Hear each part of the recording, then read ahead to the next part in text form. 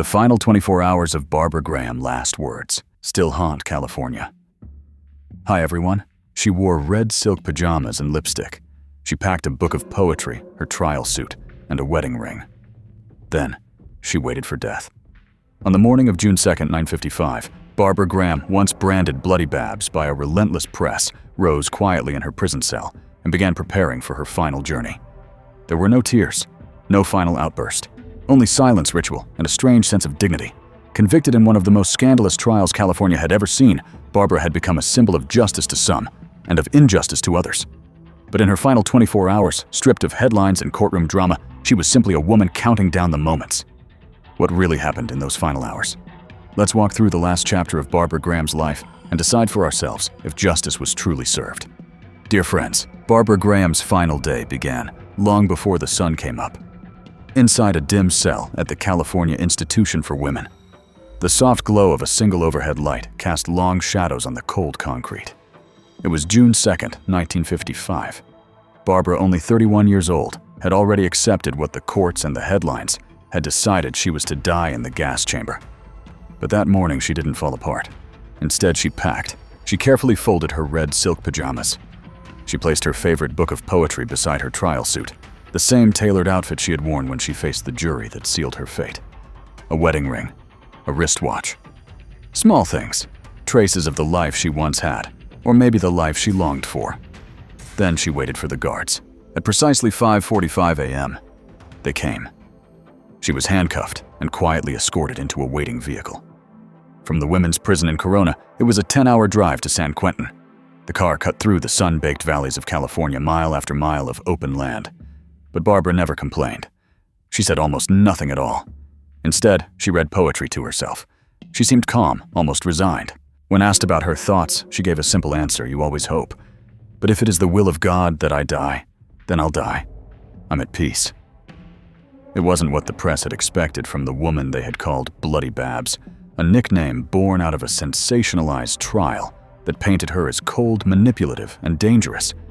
But what was the truth behind that image? That question would linger in the minds of many until the very end.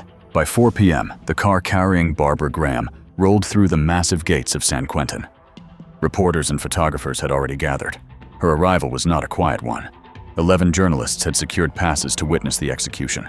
Cameras flashed as she exited the vehicle, her posture straight, her face composed, and her lips tinted with lipstick applied in the car. Her French twist hairstyle emphasized her high cheekbones and wide, haunting eyes. Some said she looked too elegant for a woman hours away from death. Perhaps that was the point.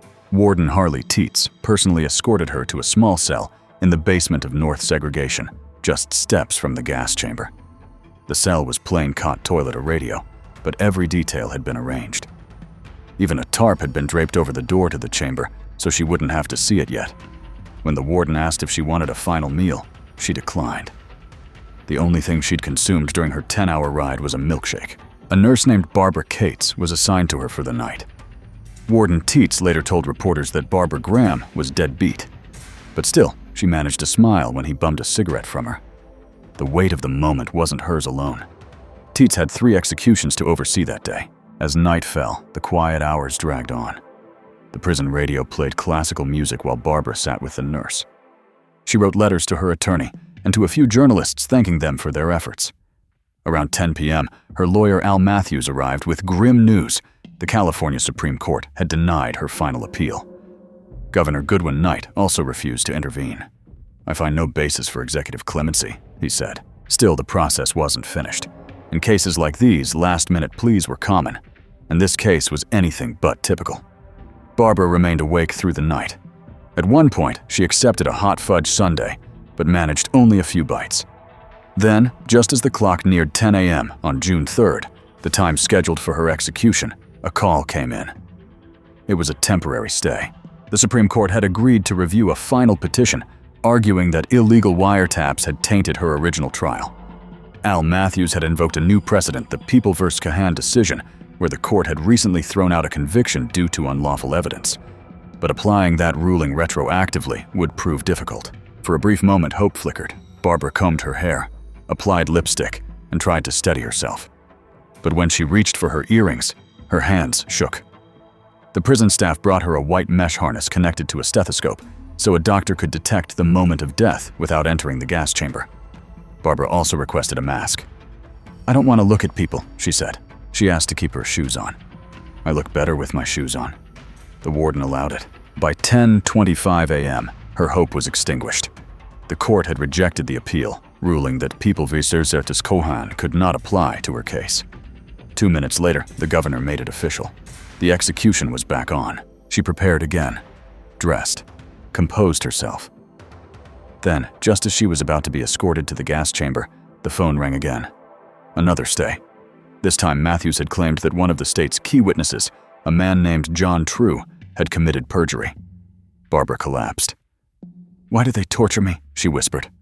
"I was prepared to go at 10. Finally, at 11:15 a.m., the last appeal was denied.